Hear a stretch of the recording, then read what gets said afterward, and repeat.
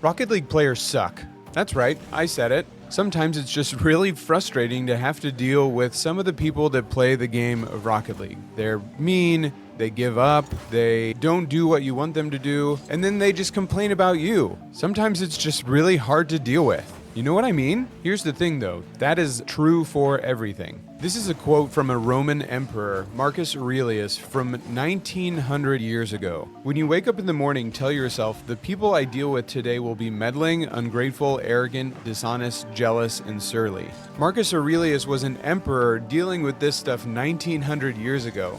Some things are never going to change. The fact that there are sucky people in Rocket League or whatever game you might play or even outside in the world is never going to change. People are always going to suck. The fact that there are unpleasant people is completely out of our control. It is something that will always be a thing for forever and ever. So we're going to have to figure something else out in the meantime.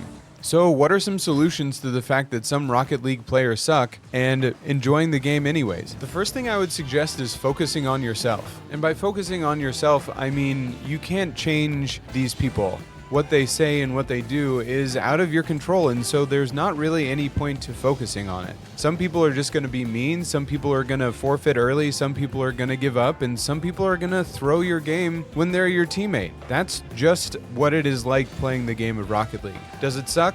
Totally. And the only thing that you can do, the only thing that I can do is accept that I'm in this situation right now and move on. Sometimes you're just going to get a few bad eggs. If you never want to run into those bad eggs as teammates, find a bunch of people that you can queue with, start making a list, and only queue Rocket League with other people.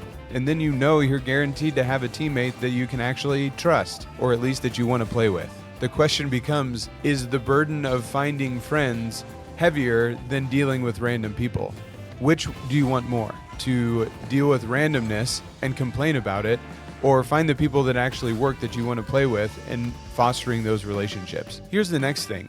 What you focus on matters. If you're focusing on sucky people all the time, then your energy and what you think about is going to be kind of sucky all the time. If you're just complaining and being upset about things that are going wrong, all you're going to think about is things to be upset about and things that are going wrong. If you're focusing on having fun, then you're going to think more about having fun. And when somebody comes into a game that sucks and you're focused on having fun, then just find a way to have fun in that game. It might look like trying to play 1v2 and seeing how well you can do. Ask yourself in every situation, how can I make this fun? How can I enjoy the situation that I am in right now? When you ask yourself that question, all of a sudden you might start finding some answers. And is it going to work every time? Probably not. But as you do it more and more, is it going to get easier? Is it going to get better? Totally. Focus on improving. Every game is about improvement. Even when you're in a 2v2 game, your teammate decides that they want to be on the other team. How do you improve in a 1v3 situation? What happens when you get scored on that even in that situation, a sucky situation, you can find little things to improve on? Did you challenge too early? Did you not get a good clear? What are some things that you messed up even in that situation that you can improve on in the next time or you can practice?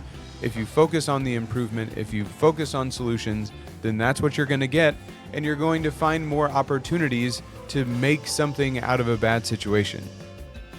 And just the same, always focus on learning. What can you learn in a situation? When you get into a sucky teammate situation, what can you learn from that?